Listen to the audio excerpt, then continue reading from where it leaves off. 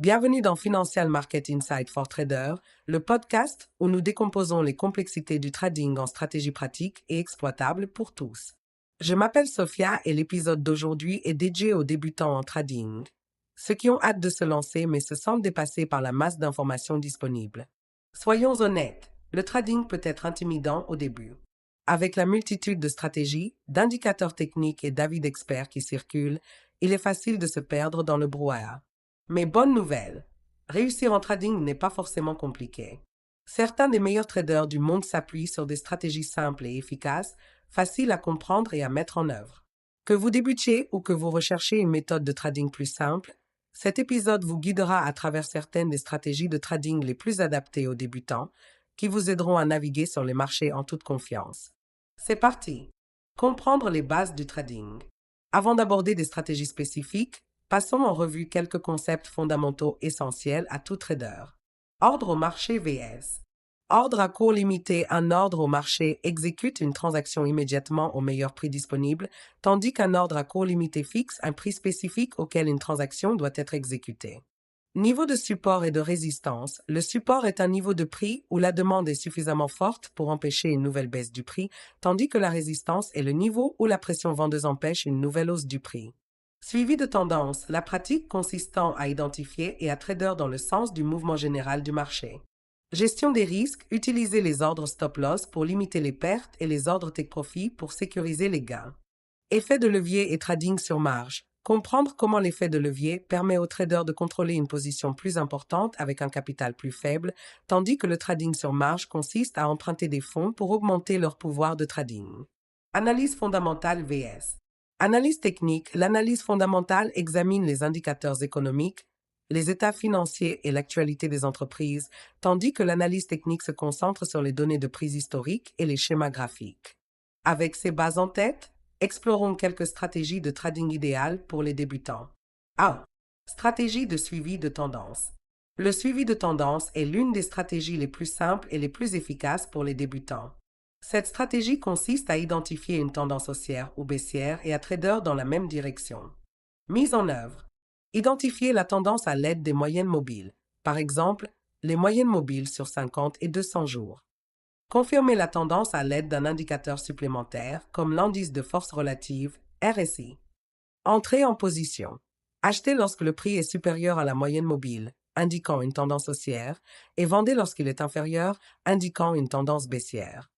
Définissez des niveaux de stop-loss et de take-profit. Placez un stop-loss sous le support récent pour un achat ou au-dessus de la résistance pour une vente. Surveillez le sentiment du marché et les facteurs externes. Si le suivi de tendance repose sur l'évolution des prix, les événements mondiaux et l'actualité économique peuvent influencer les tendances du marché. Pourquoi ça marche? Capitule sur la forte dynamique du marché. Simple à exécuter avec un minimum d'indicateurs. Réduit la prise de décision émotionnelle en suivant des signaux clairs. Permet aux traders de surfer sur les tendances pour des profits significatifs. 2. Stratégie de trading de cassure. Une stratégie de cassure consiste à entrer sur une position lorsque le prix dépasse un niveau de support ou de résistance clé. Les cassures entraînent souvent de fortes fluctuations de prix, ce qui rend cette stratégie idéale pour les débutants. Mise en œuvre. Identifiez les niveaux de support et de résistance forts à l'aide d'un graphique de prix. Attendez une cassure. Entrez sur la position lorsque le prix franchit ces niveaux avec un volume de transactions élevé.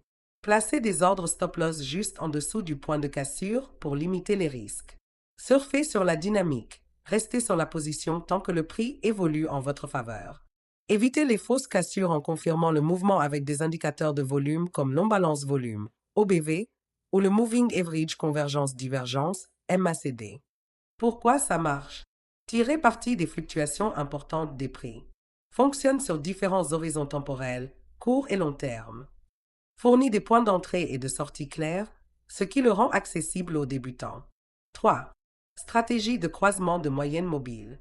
La stratégie de croisement de moyenne mobile est un excellent moyen pour les débutants d'identifier des opportunités de trading sans recourir à des indicateurs complexes. Mise en œuvre. Utilisez deux moyennes mobiles, une moyenne mobile à court terme, par exemple, sur 10 jours, et une moyenne mobile à long terme, par exemple, sur 50 jours. Recherchez le croisement. Lorsque la moyenne mobile à court terme dépasse la moyenne mobile à long terme, cela signale une opportunité d'achat. Lorsque la moyenne mobile à court terme dépasse la moyenne mobile à long terme, cela signale une opportunité de vente. Entrez en position en fonction du croisement. Définissez des niveaux de stop-loss et de take-profit pour gérer le risque. Combinez-la avec le RSI ou le MACD pour une meilleure précision. Fonctionnalité. Fournit des points d'entrée et de sortie clairs. Élimine les approximations, ce qui la rend idéale pour les débutants. Convient parfaitement au swing trading et à l'investissement à long terme. 4.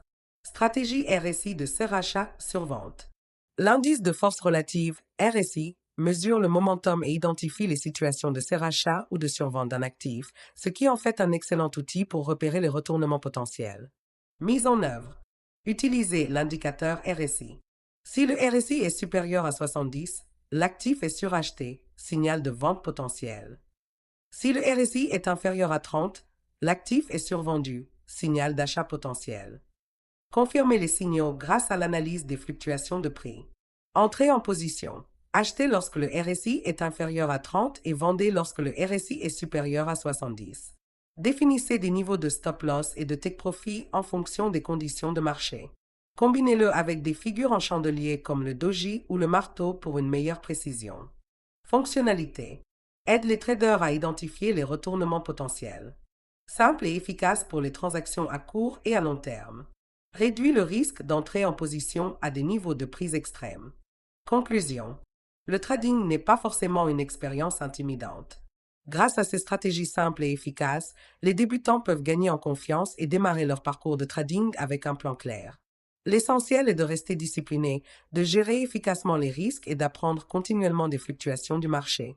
Si vous recherchez une plateforme de trading fiable, consultez crystalbullmarket.com, où les traders débutants comme expérimentés peuvent accéder à une expérience de trading fluide. C'est tout pour l'épisode d'aujourd'hui. Si vous l'avez trouvé intéressant, abonnez-vous, laissez un avis et partagez ce podcast avec d'autres traders. À bientôt. Tradez intelligemment et restez discipliné.